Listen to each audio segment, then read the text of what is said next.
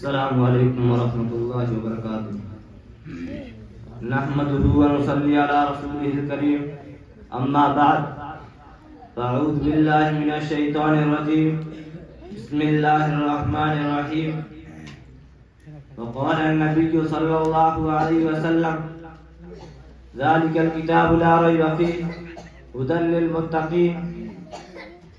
الہی رونق اسلام کے سامان پیدا کر، الہی رونق اسلام کے سامان پیدا کر، دلوں میں مومنوں کے الفت قرآن پیدا کر. صدر محترم، اسٹیج پر رونق افروز بزرگان دین اور حکم حضرات، آج کی اس محفل میں اور آج کے اس مبارک اجلاس میں میرا موضوع سخن دنیا کی سب سے پاکیزہ مقدس کتاب قرآن پاک ہے. ہمیں چڑھتے سورج کی طرح یقین ہے کہ اس کا ایک ایک حرف سچا اور صادق ہے. وہ قرآن پاک جس کی زبان مقدس، بیان مقدس اور جو فصاحت و بلاغت کا ٹھاٹے مارتا ہوا سمندر ہے، اور جس کے متعلق ارشاد ربانی ہے قرآن وہ کتاب ہے جس کے صادق اور برحق ہونے میں کوئی شک و شبہ نہیں، جس کے بارے میں مرسل انسانیت حضور پاک صلی اللہ علیہ وسلم نے ارشاد فرمایا کہ تم میں سب سے بہتر شخص ہوئے جو قرآن پاک کو سیکھے اور سکھائے. دعا کیجئے خداوند قدوس ہم سب کو قرآن پاک کی دولت سے مالا مال فرمائے. نوجوان دوستو، قرآن پاک رب ذوالجلال کی طرف سے عطا کردہ وسیع تحفہ ہے جس نے 23 برس کی جنگ مدت میں پورے عالم میں انقلاب برپا کر دیا کہ بڑے سے بڑے فصحا، بلغا، ادبا، شعراء حیران و ششدر رہ گئے، جس کی آیتوں کو سن کر پتھر بھی دلموم ہو گئے. دوستو، یہی وہ قرآن ہے جو رہتی دنیا تک انسانوں کے نصاب پر ہدایت و رحمت ہے.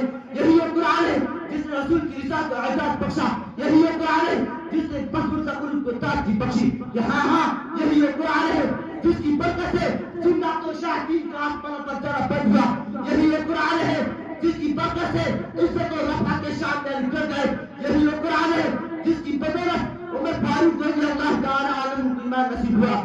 یہی وہ قرآن ہے جو سچائی اور عمل پر درس دیتا ہے. یہی وہ قرآن ہے جس کی نصیب پیش کرنے سے ساری دنیا عاجز و کرتے رہی. یہی وہ قرآن ہے جس کا محنت پیش کرنے سے عرب کے فصیح بلی زمان دن کا دعویٰ کلام نے گھٹنے ٹیک دیے. یہی وہ قرآن ہے جو ذرات و گربا گربا ہے، جو ذرات و تنزل میں فصیح انسان کو رشتے رہے تو پیغام سناتا ہے. یہی وہ قرآن ہے جس کی برکت سے ان سے جمع دہات پیدا ہوئی. محترم حضرات، آج کی اس نازک دور میں پھر سے کلام پاک کو حضور سمجھا جاتا ہے. اس کے الفاظ رب محمد تک بتایا جاتا ہے. کہا جاتا ہے کہ اس کا ربنا اور بے سمجھے پنا بےسود ہے. افسوس صدم سے اس قرآن پاک کے بارے میں ہمارا یہ خیال کہ جس کے بارے میں شہنشاہ دکھا جناب محمد رسول اللہ صلی اللہ علیہ وسلم نے ارشاد فرمایا کہ اقرا وقت کی وقت کما کنت ترتل فی الدنیا فإن منزلک آخر آیت تقرؤها. قیامت کے دن حافظ قرآن سے کہا جائے گا قرآن پڑھتا جا اور جنت کے درجہ بڑھتا جا اور ٹھہر ٹھہر کر پڑھ جیسا کہ دنیا میں ٹھہر ٹھہر کر پڑھتا تھا. بس تیرا مقام اور ٹھکانا وہی ہے جہاں آخرت تک پہنچے. یاد رکھو یہ قرآن پاک دنیا کی سب سے بڑی نعمت ہے. زمین اور آسمان، چاند سورج ستارے کوئی اس نعمت کا مقابلہ نہیں کر سکتے.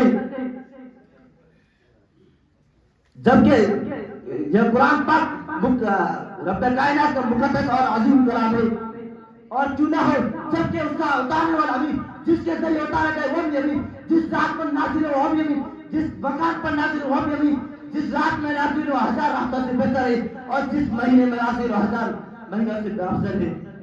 یہ قول خدا ارشاد نبی فرمان نہ بدلا جائے گا. یہ قول خدا ارشاد نبی فرمان نہ بدلا جائے گا. بدلے گا لاکھ زمانہ مگر قرآن نہ بدلا جائے گا. وما علینا الا البلاغ.